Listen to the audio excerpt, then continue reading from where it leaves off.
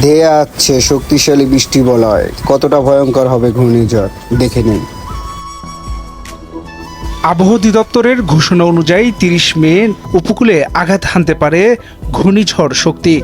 ফলে আতঙ্কে দিন গুনছে খুলনা, সাতক্ষীরা সহ উপকূলীয় মানুষজন। আবহাওয়া অধিদপ্তরের এক পূর্বাভাসে চট্টগ্রাম, কক্সবাজার, মংলা ও পায়রা সমুদ্র বন্দরসমূহকে ৩ নম্বর স্থানীয় সতর্ক সংকেত দেখিয়ে যেতে বলা হয়েছে।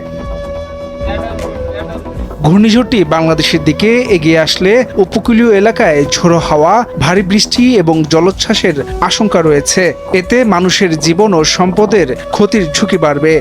তাই স্থানীয় প্রশাসন এবং দুর্যোগ ব্যবস্থাপনা বিভাগ আগাম প্রস্তুতি নিচ্ছে।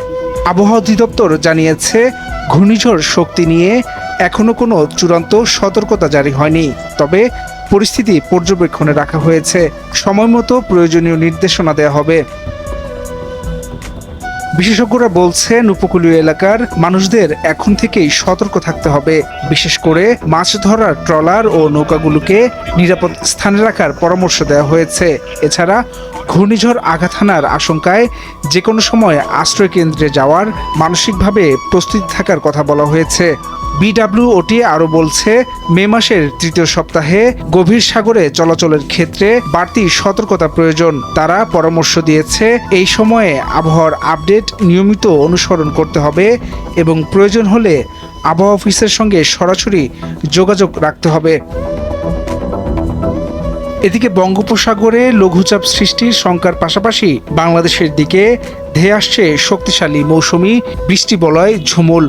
এ বিষয়ে সতর্কতা জারি করেছে বাংলাদেশ ওয়েদার অবজারভেশন টিম। সংস্থাটি জানিয়েছে, ২৮ মে থেকে দেশের উপর সক্রিয় হতে পারে ঝুমুল বৃষ্টি বলয়, যার প্রভাব ৩ জুন পর্যন্ত বিস্তৃত থাকতে পারে। এটি একটি পূর্ণাঙ্গ মৌসুমি বৃষ্টি বলয়, যা দেশের প্রায় সব অঞ্চলে গুরুত্বপূর্ণ বৃষ্টিপাত ঘটাতে পারে।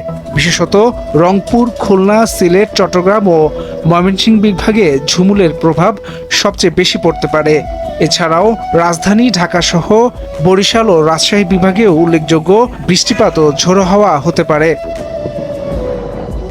হাসান সাব্বির, ভোরের কাগজ। খবরটি শেয়ার করে সবাইকে দেখার সুযোগ করে দিন।